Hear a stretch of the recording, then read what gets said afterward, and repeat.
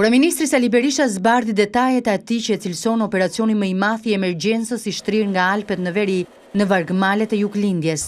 Bilanci i këtij operacioni flet se nga 106 komunat e izoluara, 90 janë çliruar nga dëbora, apo nga 5.000 kilometra rrugë të bllokuara, 4.000 janë pastruar tërësisht. Në rast se një javë më parë ishin rreth 800.000 banor të rrethur dhe të bllokuar nga dëbora, numri i banorëve sot është jo më shumë se 15.000 realisht në të gjithë Shqipërinë.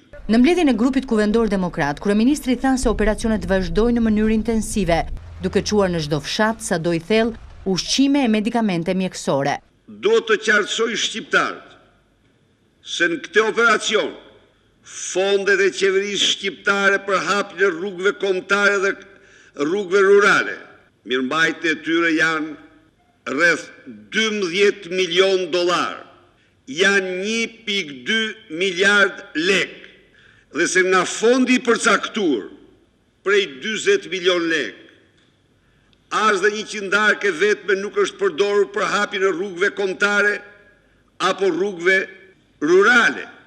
Destinacioni i këtij fondi janë rrugët komunale, pra rrugë që lidhin fshatrat me qendrën e komunës. Për kryetarin e qeverisë, ky dimër testoi funksionimin e institucioneve qendrore e lokale. Ato dëshmuan si shtas seriozitet dhe frym solidariteti. Si përgjigje ndaj akuzave të opozitës ndaj mënyrës se si ka përballuar qeveria situatën, kryeministri akuzoi kryetarin e Partisë Socialiste se bilancet i ka bërë nga zyra e tij dhe jo në terrenet e izoluara.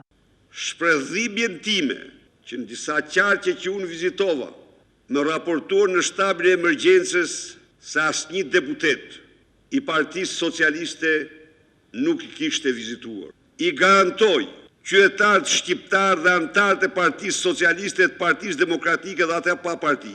Kjo nuk ka ndodhur se ata nuk kanë dashur, nuk se unë i njoh fare mirë. Dhe këtë vendim ata nuk mund ta mirënin. Absolutisht kjo ka ndodhur mbi bazën e një urdhri absurd të dhënë nga kryetari i tyre, që të mos guxoni të shkelnin në shtabet e emergjencës. Gjë kjo do të theksoj këtu, s'mund të quhet ndryshe veç se absurde. Se është tjetër të ligjërosh në televizor, të sulmosh orë të tëra në ekrane apo të bësh ciu-ciu 5 herë në ditë, dhe është tjetër të shkosh dhe të prekish me dorë ata njerëz që në shumë momente kanë dëshmuar burri, trimëri, përkushtim të madh.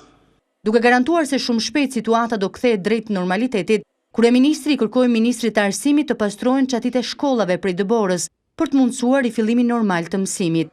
Ai tha se puna vazhdon deri në garantimin e kalueshmërisë në të gjitha rrugët, kryesisht në zonat në vështirësi, sado të thella ato të jenë.